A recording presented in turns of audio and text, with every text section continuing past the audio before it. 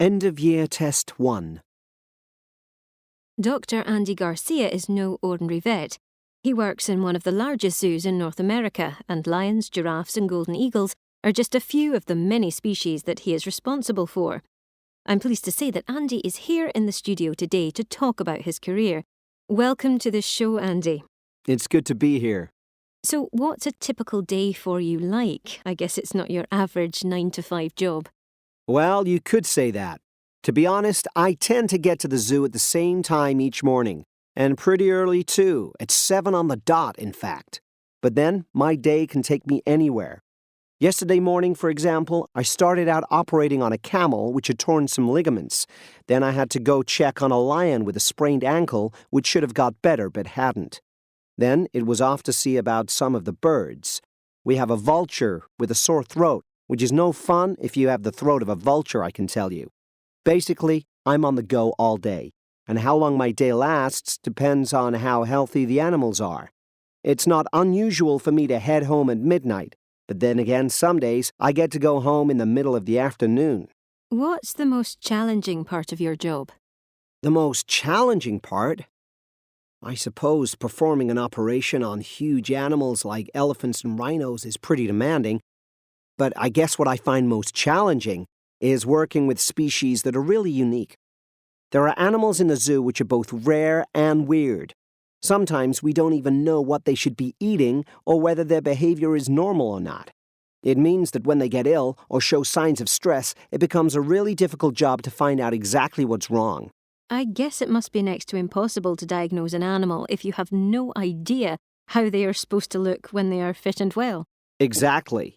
We have to do tests, take samples, compare data with lots of other zoos, and in the end, trust our own judgment and experience and learn from how the animal responds. It's incredibly rewarding when we get it right. It must be. One thing I love about this job is that we all learn on a daily basis something new about the biology, the anatomy, and the physiology of animals that haven't been studied much. Fascinating. One last question. If they wanted to become a zoo vet, how would our listeners go about getting qualified? Are there degrees in your line of work? Well, different people take different career paths to get where I am today. It actually takes a lot of work and it takes some time. When you finish your veterinary degree, you're qualified to treat pets and farm animals, but you're not trained to work with wild or zoo animals. So after you're done with veterinary school, you have to do a specialized training. It's called residency. I worked at a zoo for 5 years, learning on the job and getting a master's in wild animal health. It's really tough and very competitive. Lots of young people want to work in this area. I guess. Anyway, thanks for coming in, Andy. After the break, we'll be talking to one. End of year test 2.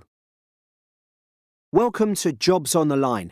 Today's guest, Amy Bell, has followed a career path which I suspect is not that unusual in the industry she works in. Her first career in insurance left her feeling largely unfulfilled, so she decided to retrain as a driving instructor. Welcome to the programme, Amy. So, what made you switch to being a driving instructor? Hello. Okay, well, actually, I can't say it's something I've always wanted to do. When I left school, I just went into the first steady office job I found. But after taking my advanced driving test 10 years ago, I became more and more interested in driving as a career. I realised that I found the job I had repetitive and dull, so at the age of 38, I took a chance and did ADI training. ADI? That stands for Approved Driving Instructor. That's right. You have to complete the training to become a driving instructor. There's a theory test, a practical driving test that tests your driving skills, and then a further test on instructional ability. They are incredibly demanding tests. I found the practical driving particularly difficult. You can only take it 3 times, and if you fail, you have to wait 2 years before you can take it again, so it was such a relief to pass it at my first attempt. So once you're qualified, how'd you go about doing the job? How'd you get clients? Well, that depends on you to some extent. Lots of people join one of the big driving schools, which means that you get regular work and steady pay, but I wanted to set up my own business. Amy's Driving School, I've called it. Not very imaginative, I know, but it's exciting to see your name on the top of a car and on lots of business cards. I advertised on the local radio, but mostly I got work through word of mouth. You know, friends of my daughter at school, then after they found out I was good, their friends and relatives came along and soon I became quite well known. So what do you tend to do on a typical day? I avoid booking any lessons before 10 in the morning if I can help it. I'm not a morning person, you see. And that's one of the great things about being my own boss. I can choose my hours, and I'd rather work later in the evening than first thing in the morning. I always drive over to pick up my learners. So I'll meet the learner, go over what we did in the last lesson, and set off. It's like a new adventure every time a different learner gets in the car. If I have time in between lessons, I'll grab lunch, whatever time that may be. Once each lesson comes to an end, I have a chat with the learner, and we agree on how things went and plan the next lesson. And what do you enjoy about your job? What I like most is the sense of achievement that I get and my learners get when they pass. Watching people gain confidence in such a difficult skill that could really make a huge difference to their lives is really rewarding. Nothing beats that feeling. OK, thanks for sharing your experiences with us, Amy. After the break, mid-year test. Have you ever wondered why some dogs can learn how to catch drug smugglers at an airport or rescue mountain climbers, while others can't even be taught to sit still or stop barking, no matter how much time you spend teaching them to perform such basic skills? Well, today I'm talking to dog training expert Clive Barker, and I'm hoping to find out exactly how bright our canine friends are and how we can test their intelligence. Welcome to the show, Clive. Hello, thanks for inviting me. So, are some dogs brighter than others? Well, yes, I suppose they are. But you have to remember, with dogs, as with humans, there are different kinds of intelligence and different ways of testing that intelligence. It's easy to train a sheepdog to herd sheep, for example, because they have a natural ability to do that. But if you try teaching a small toy dog to do the same thing, well, good luck is all I can say. There's no point in expecting it to be able to manage such a task. OK, but are there ways of testing the IQ of our own dogs? Yes, of course. Numerous problem-solving tests have been devised by animal psychologists that will give you a good idea as to whether your family pet is clever or not. OK, great. So, are these tests difficult to set up? No, not at all. One of them involves using an everyday household object, a towel. Gently place a large towel over your dog's head and stand well back. No dog enjoys having its head covered, so it'll try to escape. If your dog gets out from under the towel in fewer than 15 seconds, then give it a treat. That means it's pretty bright. If it's still stuck under the towel after 30 seconds, well, that isn't a good sign. But give it a treat anyway, it's tried its best. I can see my dog failing to find its way out. Well, don't worry if that happens. Remember that there are lots of factors that may affect your dog's ability to do these tests. Some breeds, for example, are good at finding things because they have a great sense of smell, not because they're bright. And practice makes perfect.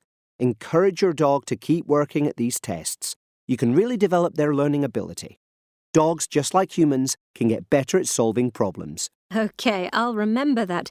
Right, time for a commercial break. When we come back, we'll be discussing more. Outcomes Upper Intermediate Tests by Mike Sayer. Published by National Geographic Learning, a part of Cengage Learning. Copyright 2016. Review Test 1. On today's show, I'm chatting to Dan Clark, who, as many of you will know, used to present Travel Today on TV. He's here to talk about his new series, which starts on Saturday. In the series, he's going to look at how the environment of remote parts of the world has been affected by travel. Welcome to the show, Dan. Hello, it's good to be here. As we all know, the world is getting smaller. Would you say that this has made travelling easier? Well, yes, absolutely. I'd say it is much easier than it was back in the 1980s when I started travelling. Being able to use a laptop or mobile phone allows me to book tickets and hotels with few problems. 20 years ago, it was an absolute nightmare when you had to sort out everything by phone or in person. Being able to use the internet really saves time. In the opinion of many, the more tourists there are, the more pollution there is in places which were once unspoilt. Do you share that view? Yes, I do.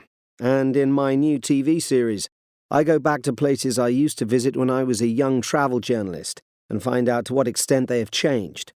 Back in 1986, when I first visited one of the Caribbean islands that feature in the series, I wouldn't have believed you if you'd told me how much more developed the place was to become. Even back then, it was an up-and-coming tourist destination and quite built up, but remarkably, the number of hotels has doubled since my first visit. I suppose there is an even greater problem with remote parts of the world that were, until recently, isolated, even deserted places. Absolutely. There is a modern trend to offer tours to places that were once hard to get to, and a few adventurous tourists are going further and further from home.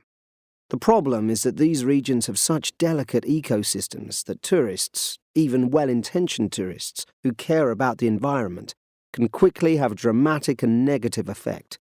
Tourists eat food that has to be imported into the area. They produce waste that can harm the delicate ecosystem, and they use water for drinking and bathing. Often, this results in shortages. I see. It appears to be a real problem.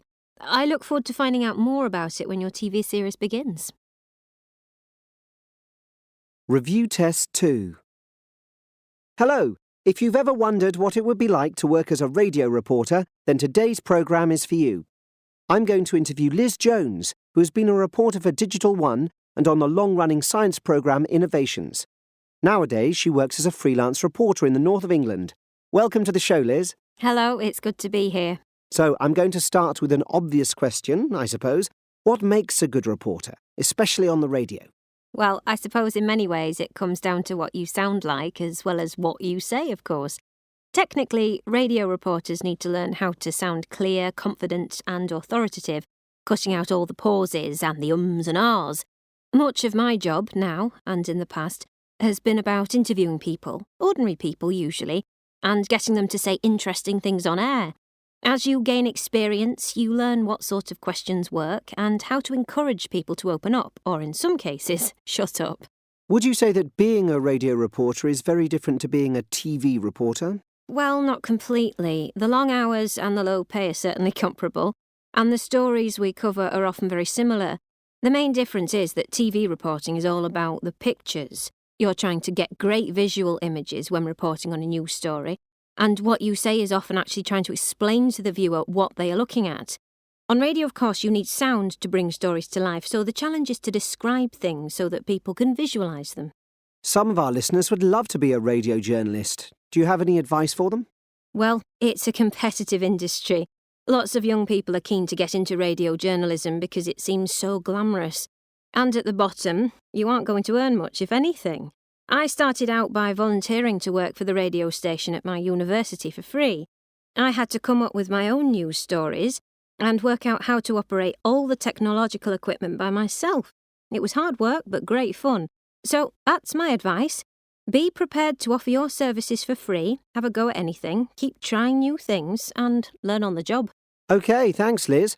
After the break, Liz is going to take some calls, so please ring us now. Review Test 3.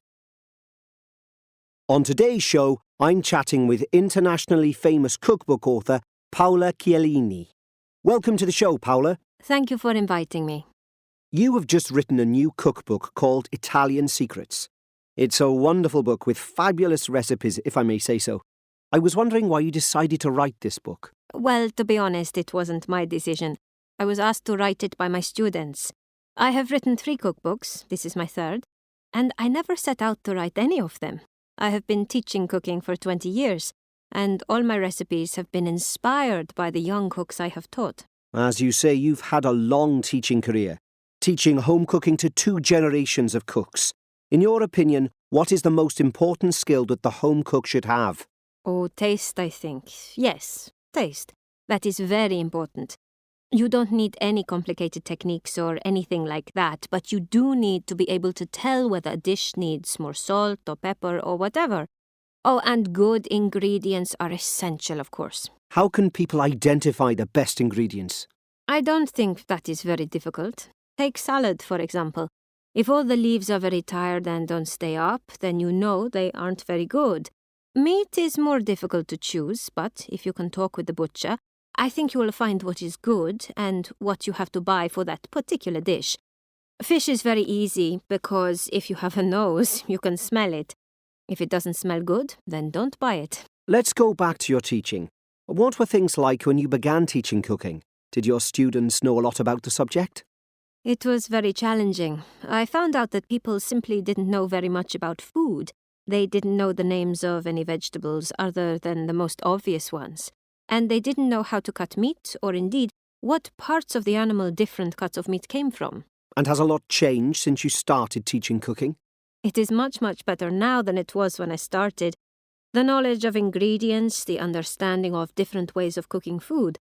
To be honest, sometimes I think people undercook food these days. They don't leave vegetables in water long enough. But in general, it is much better. Okay, let's take a commercial break. After the break, I'll be asking Paula about the early part of her career. So join us again to hear what she says.